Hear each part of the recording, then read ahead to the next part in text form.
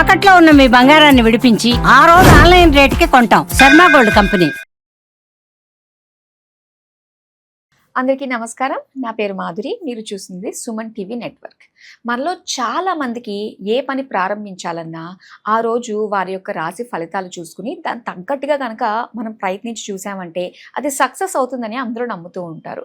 అయితే విశ్వావసునామ సంవత్సరం తర్వాత చైత్రమాసం, మరి చైత్రమాసంలో ఎలా ఉండబోతుంది అనే దానికంటే ప్రతి ఒక్కరికి అర్థమయ్యేటట్టుగా ఇలాగా మాస ఫలితాలు అందరికీ అర్థమవుతాయి కాబట్టి ఇంగ్లీష్ మాస ఫలితాల ప్రకారంగా అంటే ఏప్రిల్ మాసంలో ప్రతి ఒక్క రాశి వారికి అంటే 12 రాశుల వారికి ఎలా ఉండబోతుంది, ఎలాంటి జాగ్రత్తలు తీసుకోవాలి, ఎలాంటి పరిహారాలు చేసుకోవాలి అన్న విషయాలు మనకి తెలియజేయడానికి మనతో పాటు ఉన్నారు ప్రముఖ జ్యోతిష్య పండితులు గురుస్వామి రాజన్ నంబూద్రి గారు. నమస్కారం గురువుగారు. నమస్కారం అమ్మా. గురుగారు, ఇక మీన రాశిలోకి మొత్తం 6 గ్రహాలు కూడా వచ్చి చేరుతున్నాయి. మరి ఈ రాశి వారికి ఎలా ఉండబోతుంది అంటారు మరి ఈ ఏప్రిల్ మాసం? తప్పకుండా అమ్మా. ముందుగా శ్రీ మహాగణపతి దేవతభ్యో నమః. చూసేవంటి వీక్షబంధుకు నమస్కారం. అందరికీ మంచి జరగాలి. ఎవరికైతే ఎవరు కూడా చెడు జరగకూడదు అని కూడా కోరుతానమ్మా. అందరూ మంచిగా ఉండాలని నేను కోరుతాను. కానీ తప్పదు, ఎందుకంటే అన్ని రాశులన్నీ వచ్చేసి మీన రాశులన్నీ చేరుతున్నాయి కాబట్టి విపంతు శాస్త్రాన చాలా వరకు ఎదుర్కోవాల్సి వస్తుంది. కోర్టు కేసులో కానీ చీకులు చికాకులు, భార్యాభర్తలలో పిల్లలలో అన్యోన్యతత్వం ఉండదు, అనేక రకమైనటువంటి ఎన్నో సమస్యలు ఈ యొక్క మీనరాశికి మాత్రం రావటం అనేది జరుగుతూ ఉంటుంది. ఫైనాన్స్ ప్రెషర్స్ రావటము, ఒత్తిడి రావటము, అనేక రకమైనటువంటి ఇవి రావటం అనేది జరుగుతున్నాయి. సో విధి తప్పదు. విధితో కూడుకున్నటువంటి ప్రక్రియని కావలసిన వంటిది కాదు, కావలసింది చేసింది ఏం లేదు కదా. విధితో కూడుకున్నటువంటి ప్రక్రియ కాబట్టి ఇది తప్పదు. మరి ఎలాంటి జాగ్రత్తలు తీసుకోవాలి? నిజంగా భయపడుతూ ఉన్నారండి మీనరాశి వారికి. ఎలాంటి విపత్తులు వస్తాయి, వీటి నుంచి ఎలా బయటపడగలం అని చెప్పేసి. దీనికి అన్నిటి కూడా శని ఈశ్వరుని విమోక్షణమే. ఆ శనీశ్వరుని గట్టిగా పట్టుకోవడమే చాలా మంచిది.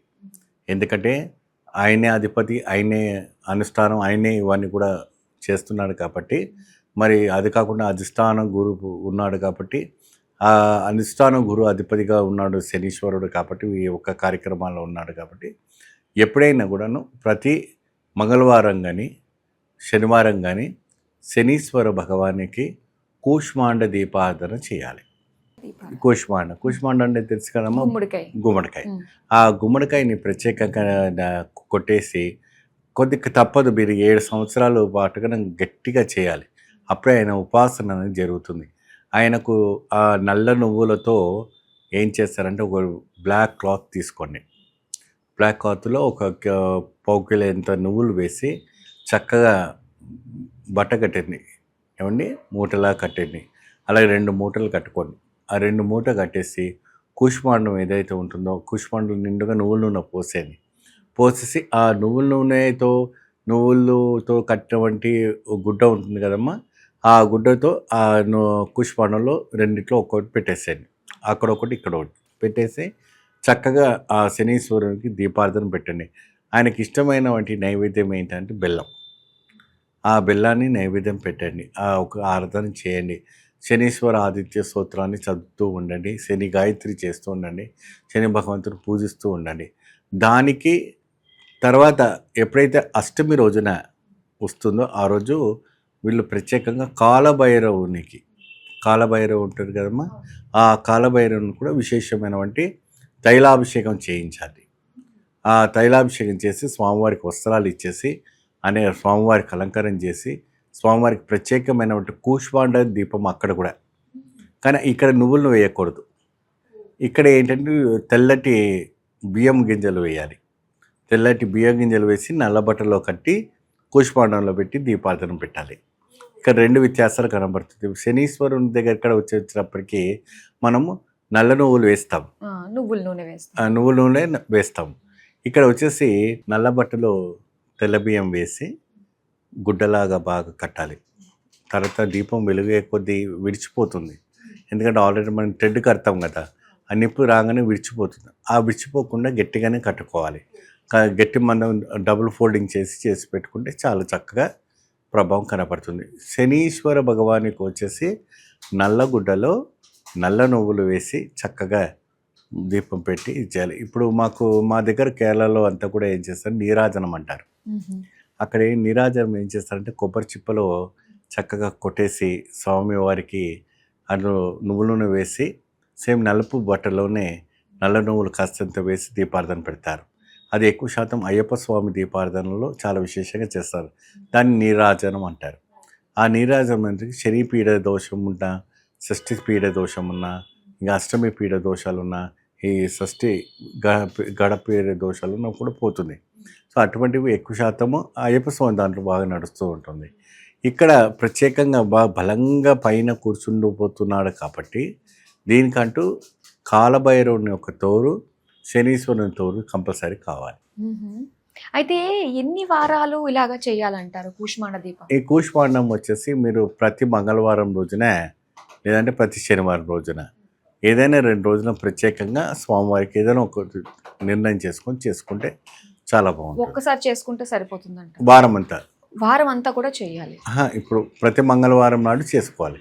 ఇప్పుడు మంగళవారం స్టార్ట్ చేస్తే ప్రతి మంగళవారం, ప్రతి శనివారం స్టార్ట్ చేసుకుంటే ప్రతి శనివారం, ఈ రకంగా చేసుకోవాలి. అలా ఎన్ని మంగళవారాలు అంటే 3 months 3 months ఖచ్చితంగా 3 months చేసుకోవాలి ఖచ్చితంగా. తర్వాత ఈ 7 నెలల పాటు కూడా చేసుకోవాలి. 7 సంవత్సరాలు వీళ్ళకి మొత్తం సంవత్సరం అంతా కూడా ఇదే పరిస్థితి ఉంటుంది.